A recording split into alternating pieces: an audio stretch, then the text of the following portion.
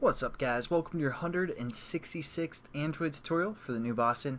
I know in that last tutorial we went pretty quickly, we set everything up, but hopefully we're going to slow it down here. All we did for the most part, we set up all of our references, pretty normal stuff, but the only new thing that we had was this intent, and we got the extras, and as long as the extras was equal to something, we're going to set up our app widget ID. And you know, it's just going to return one app widget ID for us. And that's what that method means. Otherwise, you know, it's never going to return something like this. We're just putting that in there for kind of checking. And then what we need to do is we also need to set up this app widget manager. So below our if statement, we're just going to set that equal to basically be related to the context of this class. So how we do that is we do set up our app widget manager equal to our app widget manager class. Again, that's just this default class that comes with the SDK and all that. You guys probably know that by now, but then we say dot, and what we're going to do is we're going to say get instance of a context.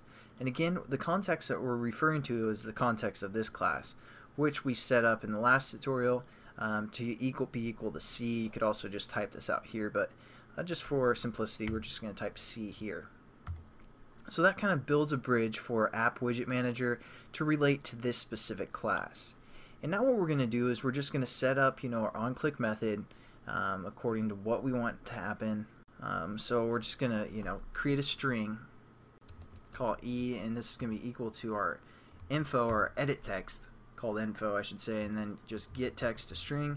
Again, nothing new. And we're just going to set up the string for this one, and then we're going to get into opening another activity. So this is kind of similar to what we have done previously, but let's give us a little space to work here. Again, we need to set up a remote views, and we're going to call it V, and we're going to set this again equal to new remote views, and then we're going to refer to the context. Again, we define that variable called C, and we're just going to say get package name. Then we're going to relate to the layout that we called for our widget itself. So again, we're messing with the widget layout, so that's what we need to refer to here. Finish off our statements, import. Again, nothing too new here.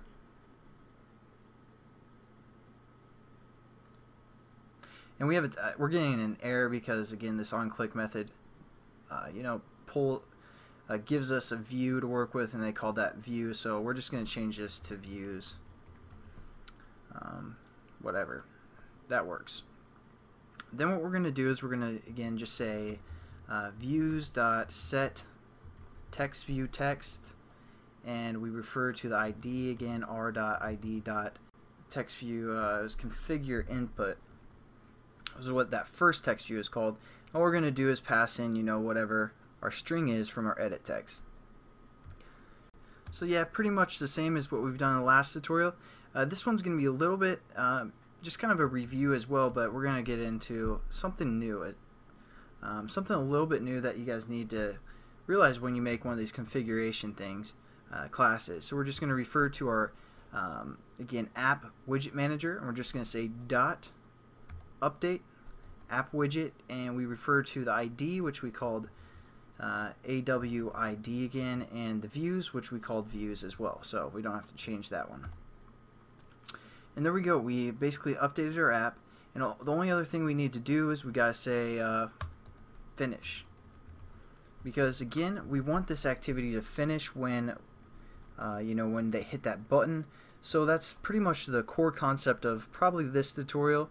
Again, we just kind of did it a little bit different, referring to a context, get instance of the context here, since again, if I switch over to this class, we don't actually get the context like we do with the update method, so we have to kind of create it to relate to this class. So that's something pretty important, and we also want to finish this activity somehow and you know, close it out. So again, it's probably not too new, just to kind of go over some stuff again, and just to make sure you guys finish the activity. And I'll catch you guys in the next tutorial.